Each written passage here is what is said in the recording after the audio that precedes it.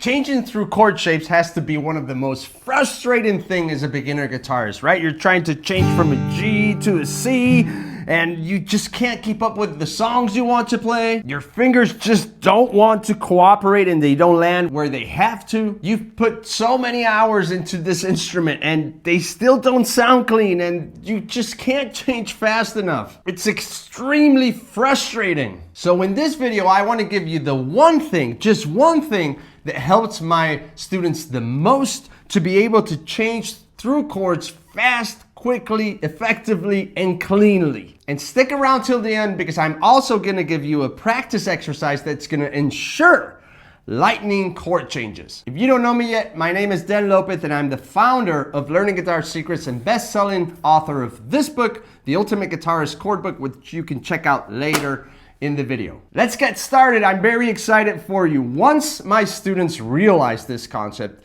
it makes their chord changes effortless and very fast. You see, most of the chords you're already playing have shared shapes, have anchored fingers. With that I mean that one or two fingers stay in the same place, which means you don't have to lift up those fingers, speeding up your chord changes, and not only that, it'll guide your other fingers. This is how I see most beginners changing chords. They're trying to change from a C to an E minor, and they lift up their fingers and then try to land that E minor. That is very difficult to do. But let me give you this example. C to E minor, which is a very common chord change, only requires you placing your index on top of that anchored finger. Check this out. So that's a C chord shape, right? I'm gonna lift up these two fingers and I'm gonna move my index on top of my middle finger to play E minor. See how effortless that looks once I do that? Check it out. A lot easier than going like this. Right? Check out this other way to change from a C to an E minor. I'm gonna fret C like that, and then I'm gonna lift up my index, and I'm gonna move my ring finger to the second fret. Maybe you haven't seen that one before, but check out how easy that is. This finger doesn't even have to lift up from the fretboard. I just release a little bit of pressure so it can glide back and forth. And now I can effortlessly change from a C to an E minor, from a C to an E minor. Check out this other one. Very common too in many of the songs you want to play. G to E minor. Now, if you lift up all your fingers and try to land an E minor, it's gonna be more difficult. But what if we find an anchor point, an anchored finger? Well, from G to E minor, that note stays in the same place. So I'm gonna figure out a way that I can change to that next chord fast. So G, I'm gonna leave my index in the same place and just bring down my middle finger below it. Check out how seamless that looks, right? Now also look at what my fingers are doing. I'm not lifting up my fingers all the way and bringing them down. I'm just releasing a little pressure and moving them vertically parallel to the fretboard. Instead of lifting them up and bringing them down, I'm just gonna move them here. See how effortless that seems?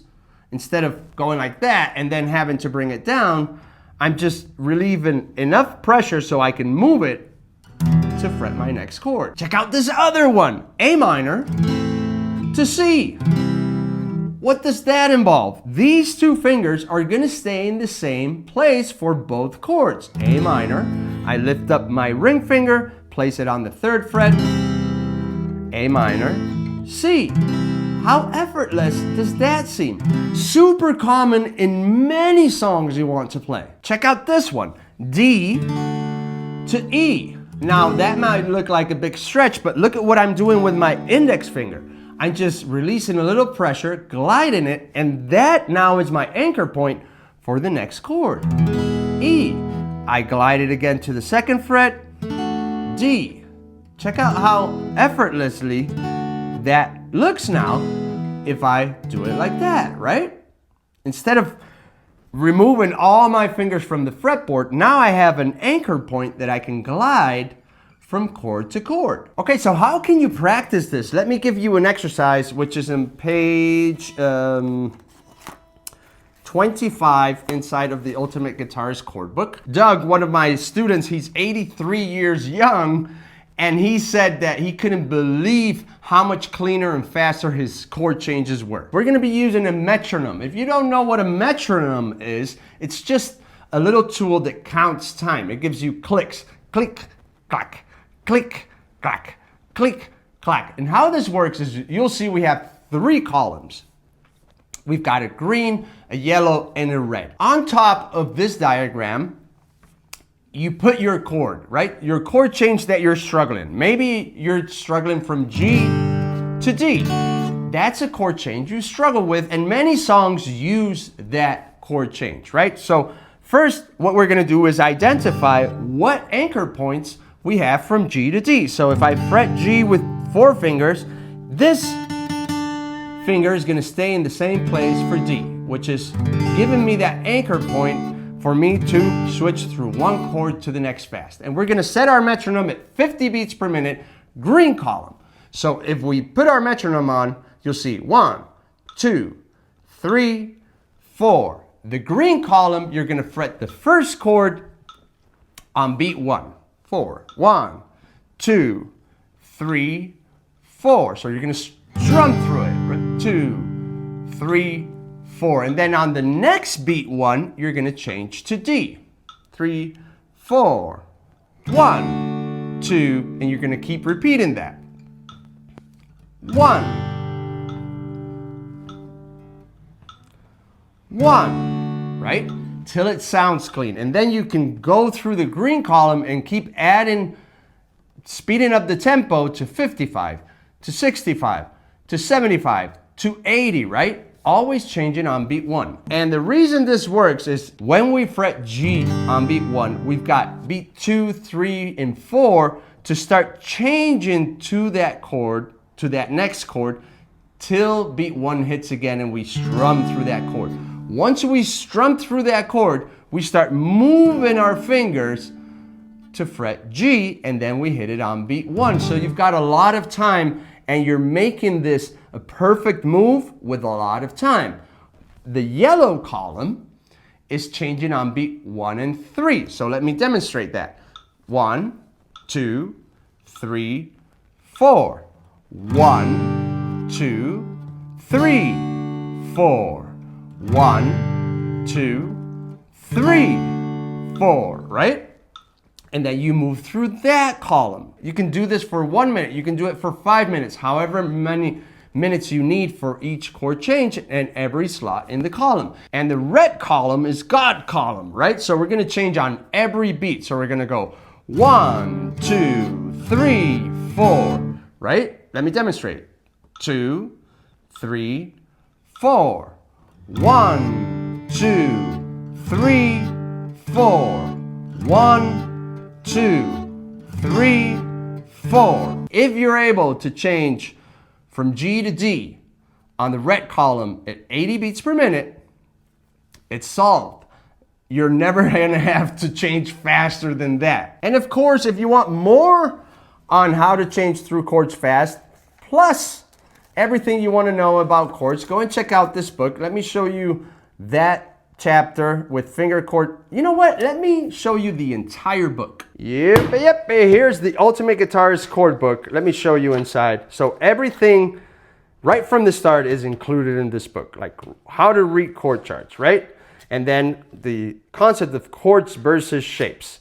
Very important if you want to understand how the fretboard works. The basic chord shapes with colors, so it's easy to understand how to start transforming those shapes, right? And here's where we were going, right?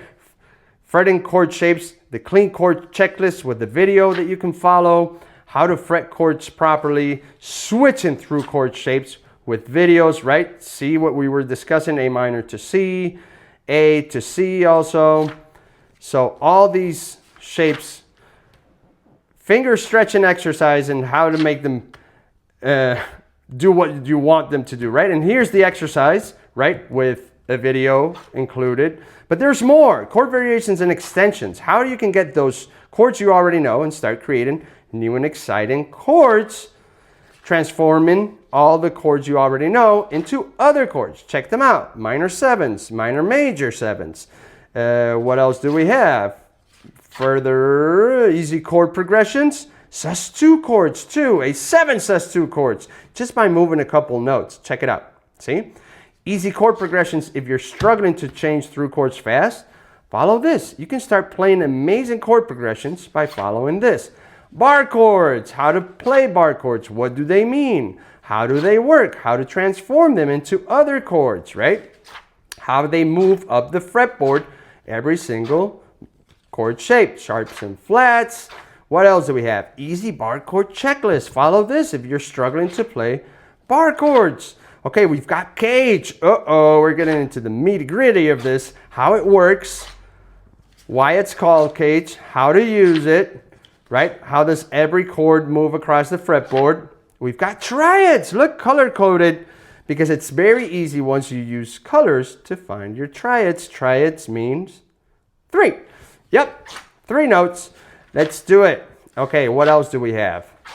We've got all other chords. So how all other chords are created. Major chords, minor chords, sus chords, 5, 7, major 7, 6 chords, augmented, diminished, at 9. So many chords. And how they're created and how you can find them all across the fretboard with videos and how you can do it too. Okay, we've got some common questions. Voices by genre. So what does singer-songwriter and folk use to get their sound, right? What does blues use? What does hard rock use? So very cool. Chord progression theory. How to use the circle of fifths to, for example, know what key you're playing in. Write your own chord progressions. Minor chord progressions. Super cool. What else do we have here?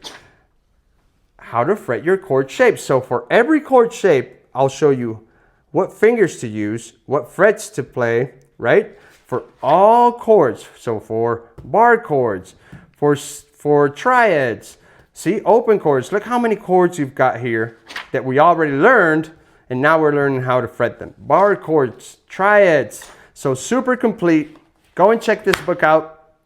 I promise it'll change your life forever. Everything you want to learn about chords is included in this book.